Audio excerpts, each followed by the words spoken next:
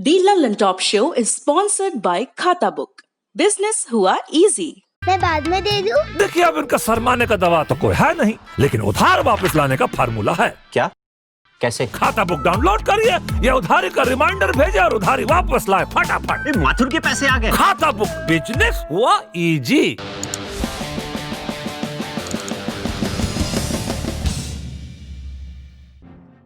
नमस्कार, आप देख रहे हैं द ललन टॉप शो और मैं हूं Anant Bhatt. The Lalan top show एक ऐसा शो जहां खबरें होती हैं बिना किसी एंगल ट्रायंगल के, लकीर जितनी सीधी सपाट खबरें। तो चलिए शुरू करते हैं खबरों का सिलसिला। सबसे पहले बताते हैं कि आपको हमारे पिटारे में आज है क्या। आखिरकार केंद्र सरकार ने यह मान लिया है कि भारत में कोरोना संक्रमण सामुदायिक संक्रमण या कम्युनिटी ट्रांसमिशन की स्टेज तक पहुंच गया है। केंद्र सरकार के एक पैनल ने यह दावा भी कर दिया है कि भारत संक्रमण के चरम माने पीक को पार कर गया है। इन स्वीकारोक्तियों का अब क्या महत्व है? क्या अब राहत की सांस ली जा सकती है या फिर अब भी कुछ तूफान बाकी है जिन्हें हमें पार करना है? आज बड़ी खबर में इस बारे में तफसील से माने विस्तार से आपको बताएंगे। असम और मिजोरम के बीच चल रहे सीमा विवाद के बारे में भी बात होगी, लेकिन पहले देखिए ये वीडियो। जनसंख्या वृद्धि कैसे रुकेगा? जनसंख्या क्या करे वृद्धि सरकार? जनसंख्या वृद्धि हम रोकेंगे, सरकार नहीं रोक सकती है। अच्छा। और नहीं तो सरकार को प्रलोभन देना पड़ेगा। हाँ, जनता कैसे? को। किस तरह का? जिसका एक ही बेटा और बेटी हो, सबसे पहले उसको नौकरी दिया जाएगा। बाकी को कोई सरकारी लाभ नहीं दिया जाएगा। और जिनका पुत्र या पुत्री है ही नहीं, उसका पूरा पेमेंट जब तक उसका मृत्यु नहीं होता है, सरकार उसका पालन पोषण करे। अच्छा, बच्चा पैदा ना करो, मजे में रहो। हाँ, सरकार पालेगा। हाँ, बहुत बढ़िया। सरकार जब तक प्रलोभन नहीं देती है तब तक जनता काबू में नहीं आएगी। आपने बहुत महत्वपूर्ण बात कही है। Until unless you don't associate incentive with any government scheme, खासतौर पे इस तरह की, ये बहुत इंपॉर्टेंट चीज है। इसको वो अपने रॉ फॉर्म में कह रहे हैं। हाँ, और क्या करना चाहिए जनसंख्या रोकने के लिए?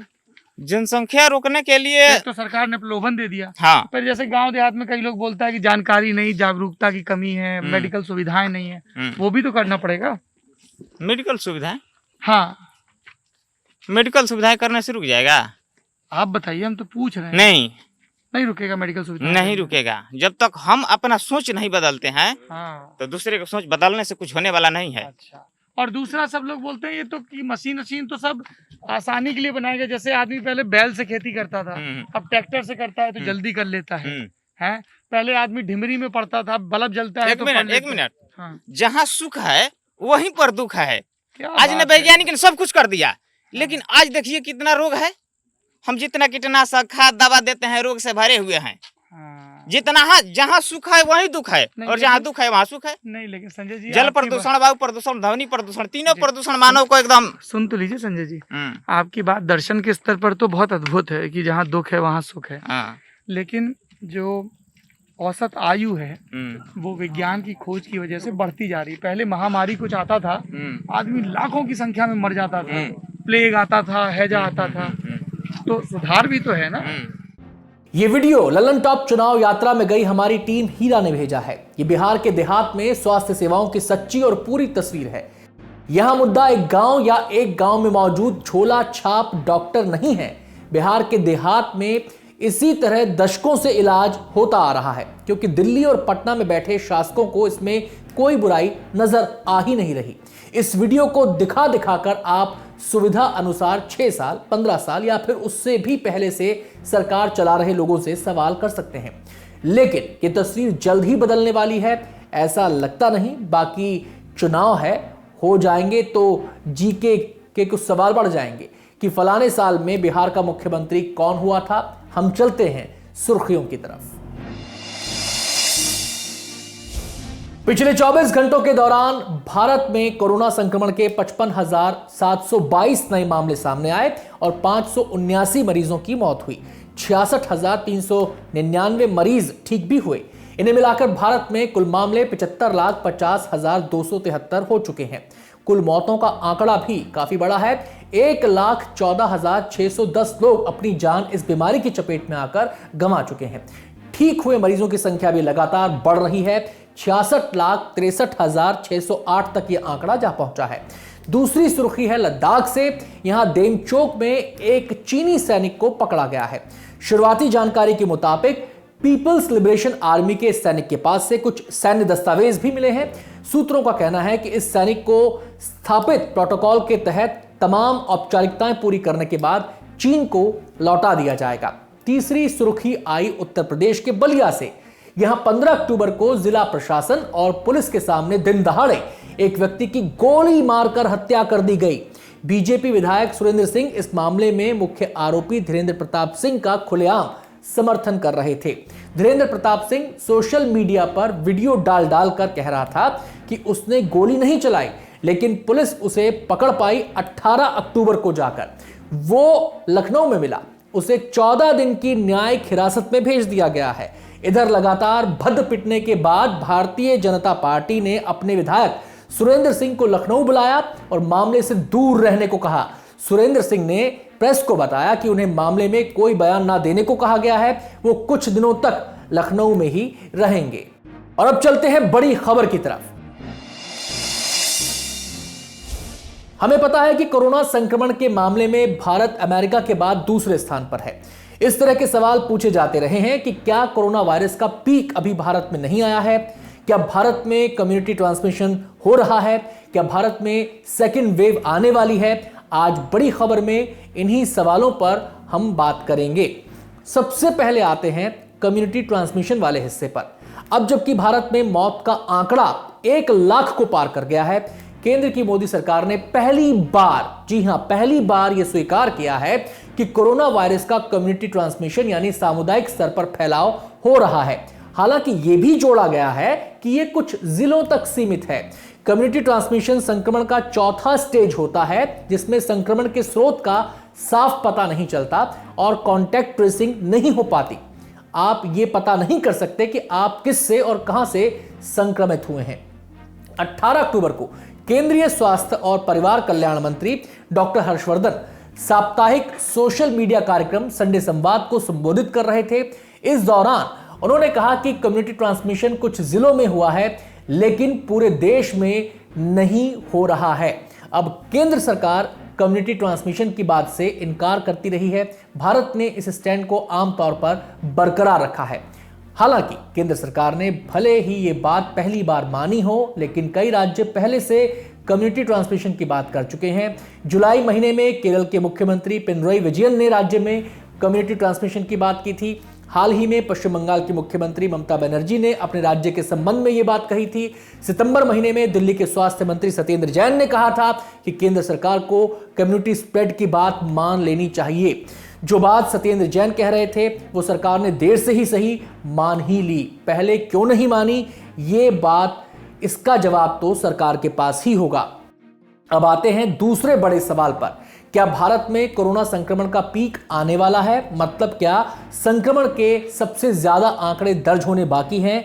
भारत सरकार के साइंस एंड टेक्नोलॉजी डिपार्टमेंट की तरफ से बनाए गए एक पैनल की माने तो नहीं, बल्कि पैनल का दावा है कि पीक टाइम गुजर चुका है। सरकार की तरफ से गठित 7 सदस्यीय इस समिति का कहना है कि भारत ने कोविड संक्रमण का पीक सितंबर के बीच में ही छू लिया था। इस पैनल ने महामारी के भविष्य को लेकर अध्ययन किया। इसमें कई अनुमान जताए गए हैं। कहा गया है कि फरवरी 2021 तक कोरोना संक्रमण के सबसे कम मामले होंगे और फरवरी तक 1,06,00,000 की संख्या तक पहुंचकर कोरोना के मामले रुक जाएंगे। यह भी अनुमान है कि दिसंबर में एक्टिव मामलों की संख्या 50,000 से कम हो सकती है। आईआईटी हैदराबाद के प्रोफेसर एम विद्यासागर की अध्यक्षता में इस पैनल ने जो स्टडी की है उसका नाम कोविड-19 इंडिया नेशनल सुपर मॉडल है। अगर हम आंकड़ों को देखें तो यह बात सही है कि सितंबर के बाद कोरोना के मामलों में लगातार गिरावट आ रही है। इस स्टडी के हिसाब से चलें तो क्या इसका मतलब है देश में चीजें ठीक हो रही हैं? इसका जवाब मिला जुला है, क्योंकि त्योहार और ठंड के मौसम में फिर से संक्रमण बढ़ने की आशंका है। हालांकि पैनल का कहना है कि भले ही त्योहारों और ठंड की वजह से मामले बढ़े, लेकिन वो सितंबर महीने के आंकड़ों को पार नहीं कर पाएंगे। अध्ययन से जुड़े आईआईटी कानपुर के प्रोफेसर मनिंद्र अग्रवाल ने कहा है कि जाहिर है सब कुछ इस अनुमान पर आधारित है कि लोग सुरक्षा उपायों का पालन करना जारी रखेंगे। इसका यह मतलब नहीं कि आप ढीले पड़ जाएं, खासकर त्योहारों के मौसम में हम सोशल डिस्टेंसिंग और मास्क का इस्तेमाल जारी रखें तो फरवरी तक चीजें कंट्रोल में आ सकती हैं। भारत को लेकर चिंता यूं ही नहीं है, यहां स्वास्थ्य मंत्री डॉक्टर हर्षवर्धन के एक और बयान का जिक्र जरूरी है। त्योहारों में संक्रमण की बढ़ोतरी का अंदेशा जताते हुए उन्होंने केरल का उदाहरण दिया। कोरोना वायरस का पहला केस केरल में ही आया था। इसके बाद राज्य में संक्रमण रोकने के तमाम उपाय किए गए और केरल को मॉडल स्टेट कहा गया था, लेकिन फिर स्थिति बिगड़ी। डॉक्टर हर्षवर्धन ने कहा, ओणम त्योहार के दौरान लापरवाही की वजह से केरल में आज तेजी से केसेस बढ़ रहे हैं। शुरू में केरल ने अच्छे से कंट्रोल किया था, लेकिन आज उसे इसकी कीमत, यानी जो लापरवाही हुई उसकी कीमत चुकानी पड़ रही है। हम केरल से सीख सकते हैं। सुनिए डॉक्टर हर्षवर्धन ने इस मामले में क्या कहा। Majority of confirmed cases were concentrated in the Kasaragod and Kannur districts. Subsequently, COVID-19 cases cropped up in other districts due to increase in both inter and intra-state movement of people due to trade and tourism. And then the epic curve of Kerala changed completely due to Onam festivities across the state during the months of August and September. Onam festival lasted between 22nd of August to September 2nd. During this period, there were huge congregations across the state where people collected in large numbers and obviously did not take adequate precautions. Kerala, which was reporting an average of 2,000 daily cases in the first week of September 2020, reached 4,000 average daily new cases fortnightly, which means Kerala started adding 7,000 to 8,000 daily new cases. Kerala की स्वास्थ्य मंत्री के Selja doctor Harshvardhan के इस बयान पर नरम ही दिखीं। उन्होंने कहा कि केंद्रीय स्वास्थ्य मंत्री राज्य की आलोचना नहीं कर रहे हैं, बल्कि दूसरे राज्यों को आगाह कर रहे हैं कि त्योहारों में भीड़ इकट्ठी ना हो। देखा जाए तो ये सारी बातें उम्मीद और निराशा के कॉकटेल जैसी हैं। एक तरफ सितंबर के बाद मामलों में लगातार गिरावट आ रही है, दूसरी ओर ठंड और त्योहारों में केस बढ़ने के आसार हैं, आशंकाएं जताई जा रही हैं, जिसे सेकेंड वेव भी कहा जा रहा है। ये चिंताएं तब और बढ़ जाती हैं जब हम इस समय के चुनावी माहौल को देखते हैं। बिहार और मध्य प्रदेश में रैलियों की तस्वीरें आ रही हैं। साफ दिखाई दे रहा है कि हजारों की संख्या में लोग इकट्ठे होते हैं और चुनाव आयोग की तरफ से जारी की गई गाइडलाइंस की धज्जियां उड़ाते हैं।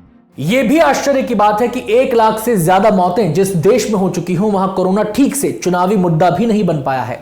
दिल्ली और गोवा में नाइट क्लब में गाइडलाइंस के उल्लंघन की खबरें हैं। अनलॉक के तहत धीरे धीरे सब कुछ नॉर्मल होने के बाद एक अजीब किस्म की शिथिलता भी आ चुकी है। लेकिन इतनी सारी छूट और लापरवाही के बावजूद सितंबर महीने से कोरोना के मामलों में गिरावट की वजह बहुत स्पष्ट नहीं है। सितंबर में एक्टिव मामलों की संख्या 10,17,000 तक पहुंच गई थी, लेकिन आज एक्टिव मामलों की संख्या 7,72,055 है। एक्टिव मामलों में भी रोजाना गिरावट आ रही है। स्टडी से जुड़े पैनल ने इस तरफ साफ इशारा नहीं किया है कि मामले कम क्यों हो रहे हैं। एक वजह आप ये कह सकते हैं कि टेस्टिंग कम हो रही है, लेकिन अगर देखा जाए तो टेस्टिंग तय लक्ष्य के आसपास ही रहती है। देश भर में रोजाना टेस्टिंग का लक्ष्य 10 लाख है। किसी दिन ये लक्ष्य पूरा हो जाता है, कभी इससे कम भी रहता है। Indian council of medical research यानी ICMR की वेबसाइट बताती है कि 18 अक्टूबर को देश भर में 8,59,786 टेस्ट हुए। 18 अक्टूबर तक टेस्टिंग के कुल आंकड़े जोड़ दिए जाएं तो यह आंकड़ा बैठता है 9,50,83,976। पैनल की सदस्य लेफ्टिनेंट जनरल माधुरी करितकर कहती हैं, संक्रमित होने के बाद कुछ लोगों में बीमारी हो जाती है तो कुछ में केवल एंटीबॉडी विकसित होती हैं। सामान्य तौर पर आप उम्मीद करते हैं कि हर्ड इम्यूनिटी के लिए कुल जनसंख्या के 60 से 70% लोगों का संक्रमित होना जरूरी है। फिर भी नए केसेस की रफ्तार में कमी आई है। पैनल ने लॉकडाउन इफेक्ट पर भी बात की है। कहा गया है कि अगर लॉकडाउन नहीं होता तो सिर्फ जून तक संक्रमण के 1,40,00,000 मामले हो जाते। अब तक 15 गुना ज्यादा संक्रमण होता और सितंबर तक 6 से 25 लाख मौतें हो गई होती, जो कि फिलहाल 1 लाख के करीब है। पैनल ने यह भी बताया कि लॉकडाउन के दौरान हुए मजदूरों के पलायन से संक्रमण पर बहुत कम असर पड़ा। केंद्र सरकार 2021 की शुरुआत में वैक्सीन की बात लगातार कर रही है। डॉक्टर हर्षवर्धन खुद राज्यसभा में ये कह चुके हैं, लेकिन उन्होंने ये भी कहा था कि वैक्सीन आने के बाद भी हर किसी तक पहुंचने में वक्त लग सकता है। ऐसे में सरकार की तरफ से गठित की गई समिति की बातें टू गुड टू बिलीव सरीखी हैं। इसमें फरवरी तक कोरोना पर लगाम लगाने की बातें तो हैं, लेकिन त्योहारों और ठंड के मौसम को लेकर आशंकाएं भी हैं। सितंबर महीने से कोरोना का ग्राफ नीचे आना राहत की बात है, लेकिन उसकी वजह बहुत स्पष्ट नहीं है। ऐसे में जब तक दवाई नहीं तब तक ढिलाई नहीं वाले मंत्र पर टिके रहना ही समझदारी होगा, यही सही होगा। पूर्वोत्तर में नस्लीय और क्षेत्रीय पहचान के मुद्दे पर हिंसा नई बात नहीं है। हाल ही में एक ताजा उदाहरण सामने आया असम और मिजोरम के लोगों के बीच हुए एक विवाद के रूप में। 17 अक्टूबर की शाम को असम के कछार जिले और मिजोरम के कोलासिब जिले से लगी अंतर्राज्यीय सीमा पर आगजनी हुई और संघर्ष में दोनों तरफ से कई लोग घायल हो गए। दरअसल असम और मिजोरम के बीच करीब 164 किलोमीटर की सीमा है, लेकिन ये तय नहीं है। 1995 से लगातार चल रही बातचीत के बावजूद सीमा को लेकर दोनों राज्यों के अलग अलग दावों का निपटारा नहीं हो पाया है। 17 अक्टूबर की शाम की घटना इस विवाद और इस विवाद को स्थानीय स्तर पर निपटाने के लोगों के तरीके पर प्रकाश डालती है।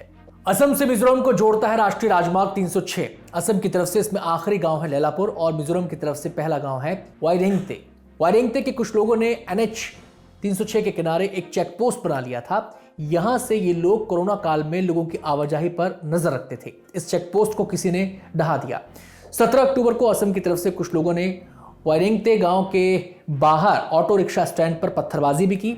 इसके बाद वाइरेंगते गांव के लोग इकट्ठा हुए और NH किनारे लैलापुर गांव के बनाए तकरीबन 20 झोंपड़ों और स्टॉल्स में आग लगा दी, जबकि इस दौरान धारा 144 लगी हुई थी। यह सब सुनकर लगता है कि दो गांव के बीच का मुद्दा है, लेकिन तब हमारे सामने आता है मिजोरम के विधायक लालरिंथ लुआंगा साइलो का बयान। साइलो सत्ताधारी मिजो नेशनल फ्रंट से आते हैं। साइलो विवाद के बाद वाइरेंगते गांव पहुंचे और कहा कि मिजोरम असम या असम के लोगों के खिलाफ नहीं है। मिजोरम बस अपनी जमीन को उन अवैध बांग्लादेशी प्रवासियों से बचाना चाहता है जो सीमा से सटे इलाकों में रहते हैं। हाल के दिनों में असम मिजोरम सीमा विवाद से जुड़ा सबसे ज्वलंत पहलू है नेशनल रजिस्टर ऑफ सिटीजन यानी NRC। असम में पिछले साल NRC का फाइनल ड्राफ्ट जारी हो गया था, जिसमें 19 लाख लोगों को बाहर रखा गया था। ये कवायद सुप्रीम कोर्ट की निगरानी में पूरी हुई थी, लेकिन असम सरकार लगातार कहती रही कि सही तरीके से रजिस्टर बनाने के लिए 10-20% नामों की दोबारा जांच होनी चाहिए। NRC से अपात्र लोगों के नाम हटाने का काम शुरू भी हो चुका है। असम के पड़ोसी राज्यों में इस बात को लेकर काफी चिंता है कि NRC से बाहर रह गए लोग कहीं उनके यहाँ ना आ जाएं। हालात बेकाबू हुए तो असम के डीजियोर मुख्यमंत्री सर्बानंद सोनोवाल ने केंद्रीय गृह मंत्रालय और प्रधानमंत्री कार्यालय को जानकारी दी। सोनोवाल ने मिजोरम के मुख्यमंत्री जोरमथंगा से भी फोन पर बात की। दोनों नेताओं ने अपने ट्वीट में शांति की बातें की।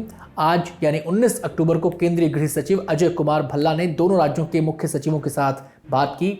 संयोग था कि ये बैठक 17 अक्टूबर वाले मसले के चलते हो रही थी। यही वो दिन था जब भल्ला का कार्यकाल केंद्र सरकार ने 22 अगस्त 2021 तक बढ़ाने का ऐलान किया था। अब बारी है बिहार से आई ग्राउंड रिपोर्ट्स की। बिहार में NDA लड़ रही है चुनाव। NDA में दो बड़े घटक दल हैं, नीतीश की JDU और मोदी शाह की BJP।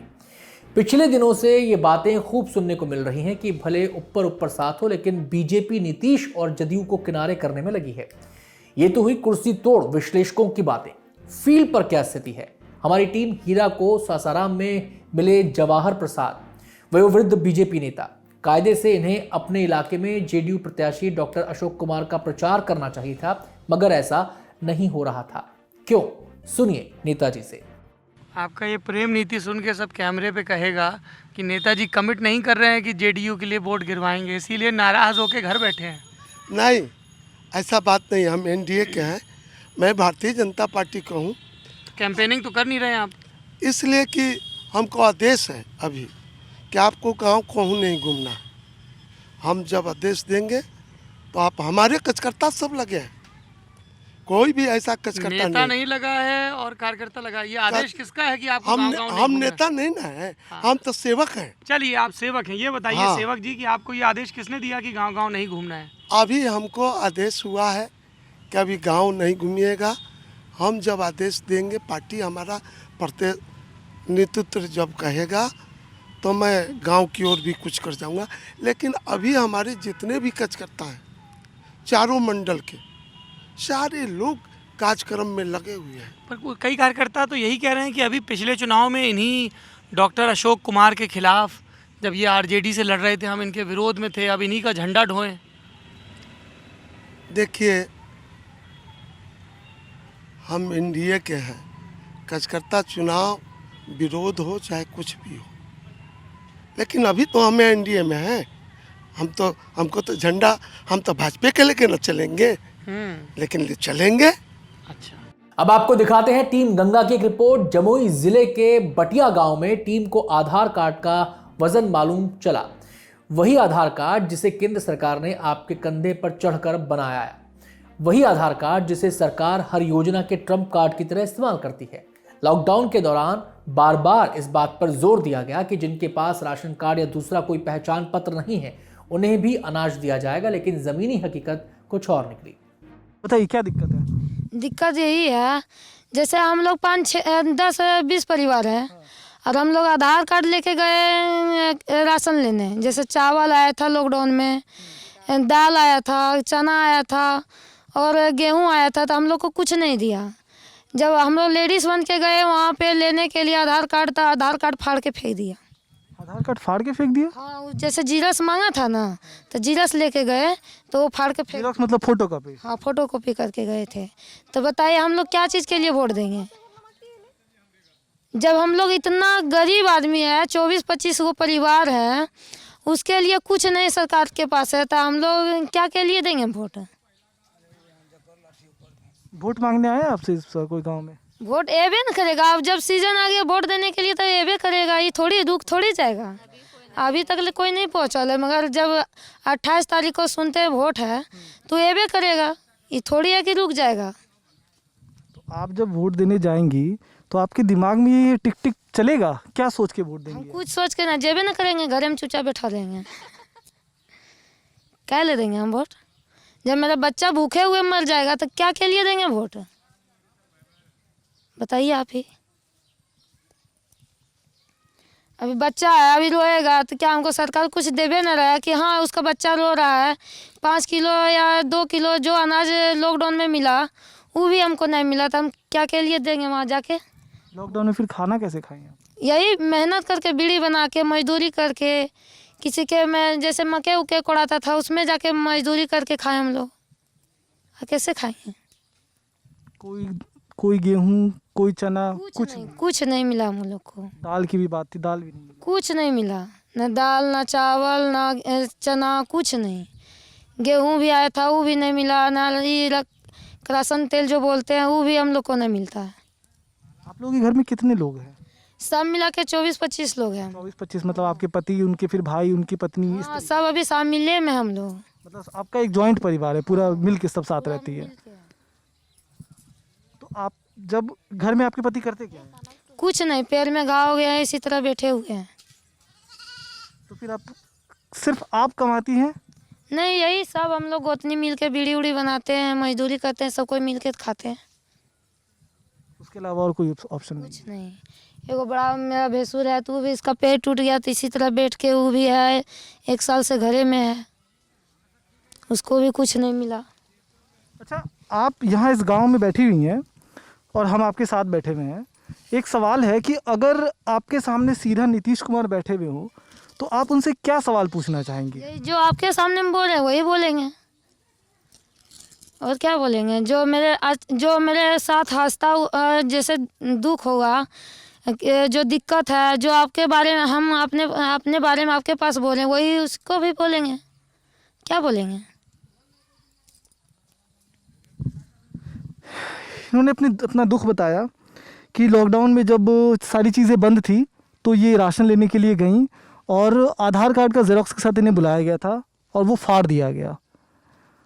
इनका ये क्या बोल के गया था कि नहीं आधार कार्ड का जीरस लेके आइए तो चावल दाल दे देंगे, तो हम लोग जीरस करवाए। हम लोग जाके बटिया में पैसा भी जीरस करने के लिए लेता है कि नहीं, लेके गए हम लोग लेडीज़ लोग, तो फाड़ के फेंक दिया जीरस, बोला नहीं मिलेगा। अब आपको दिखाते हैं टीम कोसी की एक रिपोर्ट। दक्षिण बिहार के 5 जिलों के एक बड़े सरकारी अस्पताल जवाहरलाल नेहरू मेडिकल कॉलेज का हाल क्या है, देखिए जरा। हेल्थ के साथ तो मेरा बड़ा वास्ता पड़ा है, आपके भागलपुर शहर के साथ।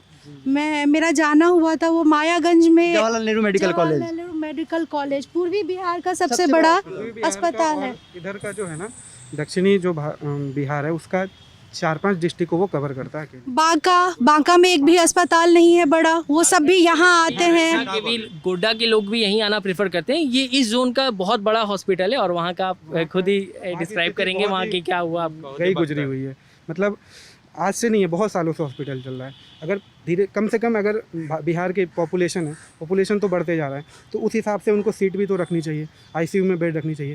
लेकिन आईसीयू की इतनी बदतर स्थिति है, और हमारे जो वित्त मंत्री ये सुशील मोदी हैं, वो जा कर के क्या वहाँ विधानसभा में बोलते हैं कि हम रेवेन्यू सरप्लस स्टेट है।